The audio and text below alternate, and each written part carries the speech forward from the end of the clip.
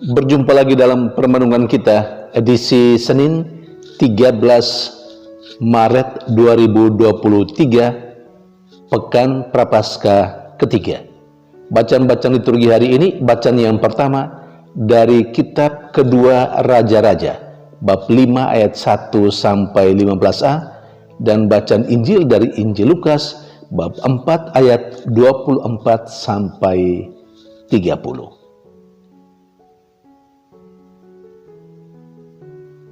Bacaan Injil hari ini harus dipahami dalam konteks perikop yang lebih menyeluruh, yakni tentang Yesus yang ditolak di Nazaret, di kampung halamannya. Kita pasti ingat dan tahu persis, sangat familiar dengan cerita Yesus yang ditolak di kampung asalnya di Nazaret. Bacaan Injil hari ini kelanjutan dari itu. Mengapa Yesus ditolak? Bahkan dalam bacaan Injil hari ini, orang-orang Israel menolaknya, bahkan begitu marah kepadanya, lalu membawa dia ke tebing, ke tempat yang dekat jurang, dan ingin melemparkan Yesus di sana. Kemarahan yang luar biasa. Pertanyaannya, mengapa orang-orang Israel marah? Mengapa mereka menolak Yesus? Saudari dan saudara yang terkasih, pertama, sesungguhnya mereka yang berada dalam bait Allah ketika mendengar Yesus membaca kitab suci dari Perjanjian Lama, mereka semua tertegun dan mereka membenarkan apa yang dikatakan oleh Yesus dari bacaan itu.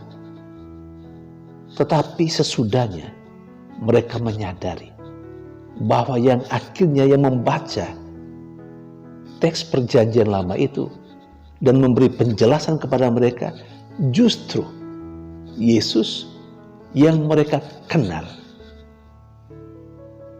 latar belakang keluarganya.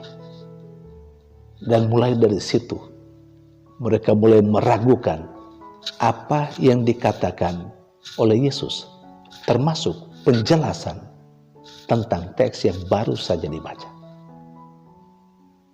Karena bagi mereka tidak mungkin seorang anak tukang kayu bisa memiliki pengetahuan yang luas, bisa memberi penjelasan yang begitu hebat. Bahkan lebih lagi, penolakan mereka ini ketika mereka tahu di luar sana, di luar kampung halaman Yesus sendiri, ada cerita begitu hebat bahwa Yesus membuat mujizat, berbagai macam mujizat, dan mereka menuntut supaya mujizat itu juga dilakukan di tempat asal Yesus, di kota Nazaret. Tetapi Yesus dalam menjawab apa yang orang-orang Israel atau orang-orang sekampung halamannya persoalkan itu, dia mengambil contoh cerita tentang kisah nabi-nabi dalam Perjanjian Lama, terutama Nabi Elia dan Elisa, seperti yang dijelaskan atau seperti yang dikatakan dalam bacaan pertama hari ini. Beberapa hal yang Yesus katakan kepada orang-orang sekampung halamannya. Yang pertama, soal mujizat. Itu tidak hanya sekedar dilakukan atau dibuat oleh Yesus untuk menunjukkan kehebatannya. Tidak pertama-tama itu. Mujizat itu dilakukan atas dasar iman orang yang menerima mujizat itu. Imanlah yang mendorong Yesus membuat mujizat. Orang percaya sungguh-sungguh, lalu kemudian mujizat itu dilakukan. Itu yang pertama. Yang kedua, mujizat itu dilakukan tidak hanya sekedar mengikuti keinginan orang-orang yang mengikuti Yesus, sama sekali tidak.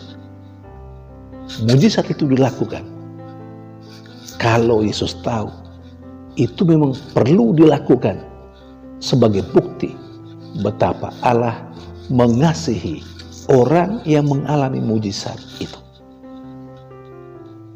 Saudari dan saudara yang terkasih,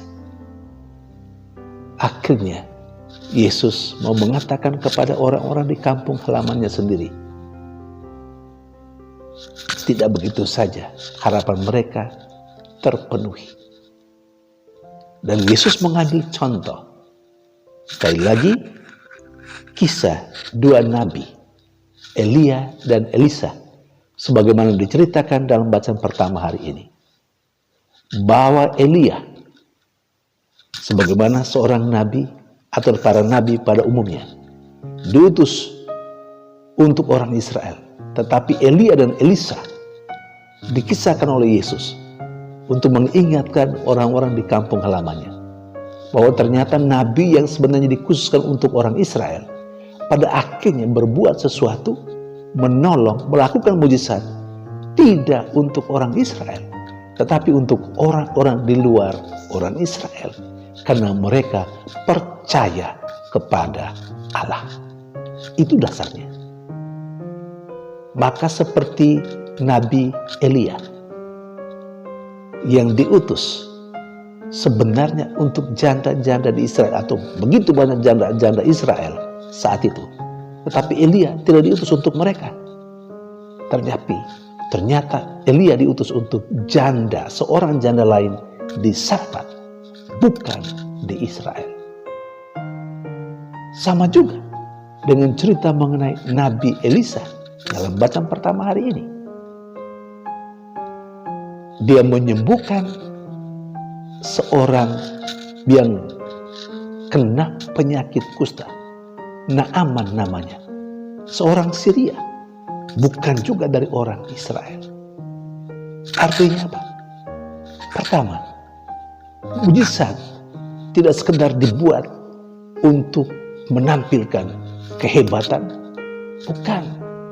bukan juga mengikuti saja keinginan yang dangkal dari orang-orang, bukan itu. Tapi mujizat dilakukan bila perlu untuk menunjukkan belas kasihan Allah, yang pertama, dan yang kedua, mujizat dilakukan karena orang yang mau mendapatkan mujizat itu sungguh-sungguh percaya. Dan itu terjadi seperti yang dikatakan dalam bacaan pertama hari ini terhadap Naaman. Saudari dan saudara yang terkasih, banyak kali dalam kehidupan beriman kita, dalam keseharian kita, saya dan Anda, mungkin juga orang-orang percaya lainnya, selalu mendambakan mujizat demi mujizat dalam kehidupan. Ingat dari cerita bacaan-bacaan suci hari ini, mujizat tidak pernah dilakukan oleh Allah sekedar memenuhi keinginan hati kita yang dangkal. Tidak. Mujizat dilakukan oleh Allah untuk orang yang sungguh-sungguh percaya kepada Allah. Mujizat akan dilakukan oleh Allah kalau Allah merasa perlu bahwa untuk orang-orang ini, untuk masyarakat ini, perlu ada mujizat sebagai ungkapan belas kasihan Allah. Saudari dan saudara yang terkasih, Maka bagi kita diingatkan, jangan selalu berharap supaya selalu ada saja mujizat untuk kita. Walaupun saya harus tegaskan juga, sesungguhnya setiap saat dan setiap hari, hari demi hari, minggu demi minggu, bulan demi bulan, tahun demi tahun, kita sesungguhnya setiap saat itu mengalami mujizat. Tetapi kita kurang atau mungkin sama sekali tidak menyadarinya bahwa itu adalah mujizat. Karena apa? Konsep kita tentang mujizat itu mesti yang heboh, mesti yang menggemparkan. Padahalnya yang sederhana sekalipun, kalau itu bukan dari kita, tanpa kontribusi kita, tanpa usaha kita, dan kita terima dengan gratis, free, itu sesungguhnya mujizat yang terus terjadi setiap saat. Saya dalam banyak kesempatan, mungkin dalam banyak permenungan, mengatakan kepada para pendengar, kita semua, bahwa kita masih bisa bangun setiap pagi. Itu juga sebuah mujizat. Bahwa kita masih bisa menikmati, menghirup udara setiap hari, itu juga mujizat. Bahwa kita masih bisa menikmati matahari setiap hari, itu juga mujizat. Kenapa? Apa kontribusi kita untuk udara di sekitar kita? Apa kontribusi kita dengan sinar matahari yang selalu kita nikmati setiap saat? Tidak ada, bukan? Bukankah itu hal yang luar biasa yang kita terima secara gratis, tanpa upaya kita, tanpa usaha kita? Saudari dan saudara yang terkasih, mari kita menjalani hidup kita sebagai orang beriman, tidak pertama-tama menuntut mujizat, tetapi kita menyadari lebih dalam bahwa kehidupan kita sesungguhnya sebuah mujizat dari Allah, dengan berbagai macam bentuk mujizat itu, yang rutin, yang sederhana. Hanya terkadang saya dan Anda tidak sadari bahwa itu adalah mujizat dari Tuhan.